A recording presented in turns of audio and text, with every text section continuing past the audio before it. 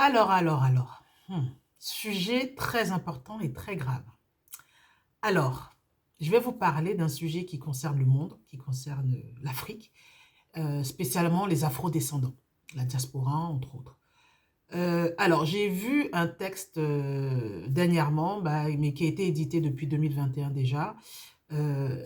Hier, j'ai vu une vidéo du président Macron sur un sommet Afrique-France qui s'est tenu le 27 février de cette année, 2023, devant un parterre de ministres, de parlementaires, d'ambassadeurs, d'états-majors et autres, concernant le rythme de croisière, en tout cas le partenariat qu'il souhaite avec l'Afrique.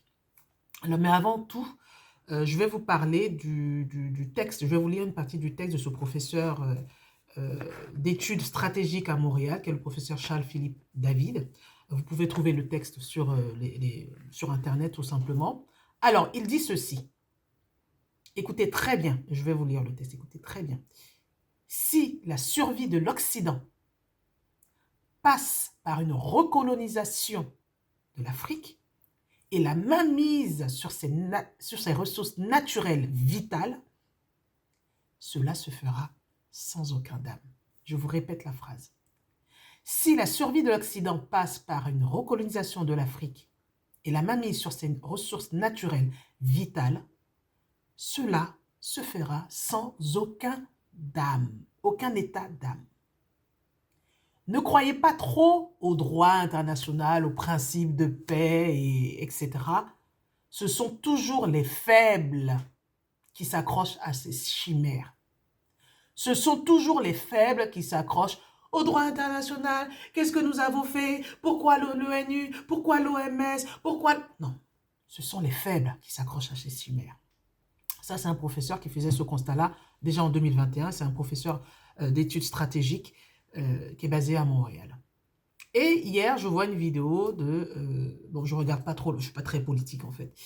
Je regarde la vidéo de Macron sur un sommet Afrique-France qui s'est déroulé il y a quelques jours, enfin il y a un mois maintenant, le 27 février à l'Élysée, devant un parterre, comme je vous ai dit, de parlementaires, ministres, ambassadeurs, états-majors et tout ça, où en fait le titre de cette conférence c'était le partenariat Afrique-France, discours du président de la République, c'était avant son déplacement en Afrique centrale. Vous savez, il a fait une tournée en Afrique centrale, au Congo et tout ça, il y a quelques semaines. Alors, il dit, je vais vous lire le texte qui est devant moi. Si nous savons saisir cette chance, nous avons l'opportunité de nous arrimer au continent qui progressivement sera l'un des marchés économiques les plus jeunes et dynamiques du monde et qui sera l'un des plus grands foyers de croissance mondiale dans les décennies qui viennent.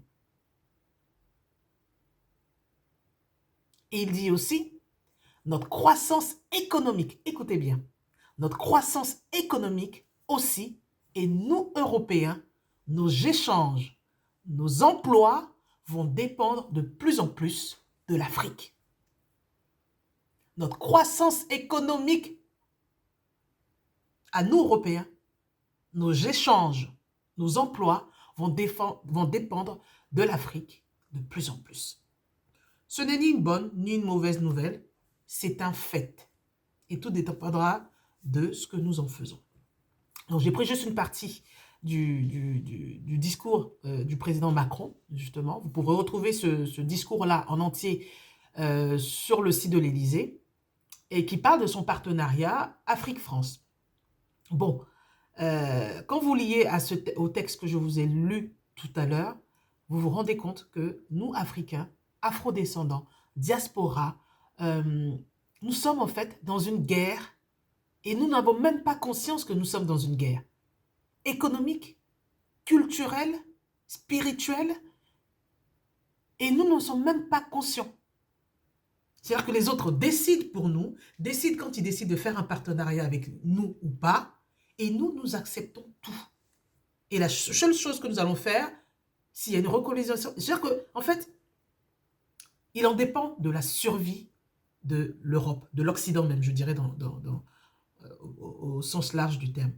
Il en dépend de la survie de l'Occident, d'avoir toujours accès à nos matières premières, accès à notre sol, accès à notre sous-sol, accès à notre main-d'œuvre, accès à notre jeunesse, accès à notre culture, accès à notre spiritualité. Il en va de leur survie. Mais il n'y a que nous qui ne rendions pas compte. On est toujours là à se comparer à des pays qui se sont développés. Oui, bon, moi je parle par exemple du cas de la Côte d'Ivoire. Oui, dans les années 60, on pouvait comparer la Côte d'Ivoire avec la Corée du Sud, et blablabla, et blablabla. Mais la Corée du Sud est où aujourd'hui? Ou même Hong Kong, ils sont où aujourd'hui? Ils sont où aujourd'hui? Ils sont où aujourd'hui? L'essor de l'Afrique, la montée en puissance de l'Afrique ne pourra se faire que par les Africains eux-mêmes. Que ce soit afro-descendants en Occident, la diaspora en général, et les Africains sur le continent. Chaque année, il y a des centaines de millions d'hectares qui sont vendus à des pays étrangers. Et ils n'achètent pas des 5 hectares, 10 hectares, 20 hectares ou quoi que ce soit. C'est des centaines de milliers d'hectares qu'ils achètent. Il y a plein de sites en ligne qui peuvent vous parler de, justement des chiffres de vente de ces terrains-là. Vous avez en tête les pays comme l'Inde, la Chine, les États-Unis, les Émirats arabes unis, voilà, qui achètent massivement nos terres. Vous croyez que c'est pourquoi? Simplement de l'agriculture? Non, c'est pas simplement que de l'agriculture. C'est aussi le sol, certes, mais aussi le sous-sol. Donc, réveillez-vous. Réveillez-vous. Quelles que soient vos compétences, vos talents, ce que vous avez envie de faire, c'est le moment de pouvoir investir en Afrique.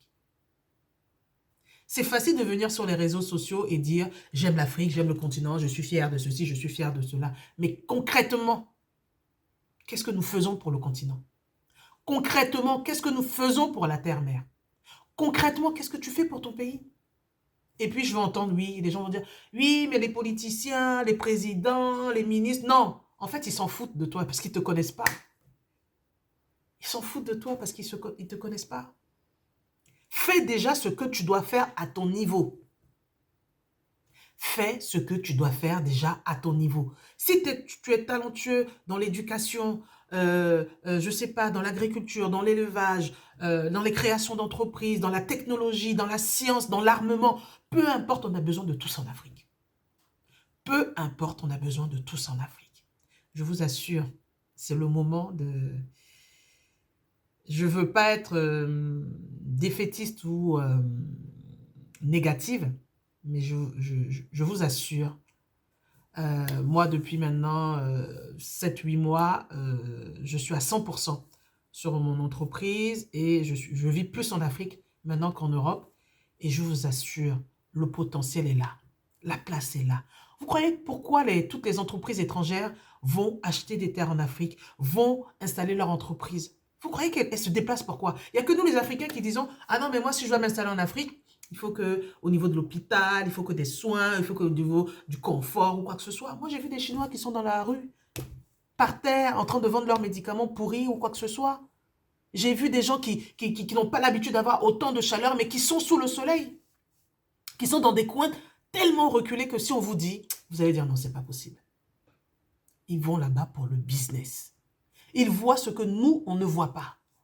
C'est comme il y a un adage qui dit que l'herbe est toujours, enfin on a l'impression en tout cas, que l'herbe est toujours plus verte chez son voisin. Et je vous assure qu'on rate énormément de choses.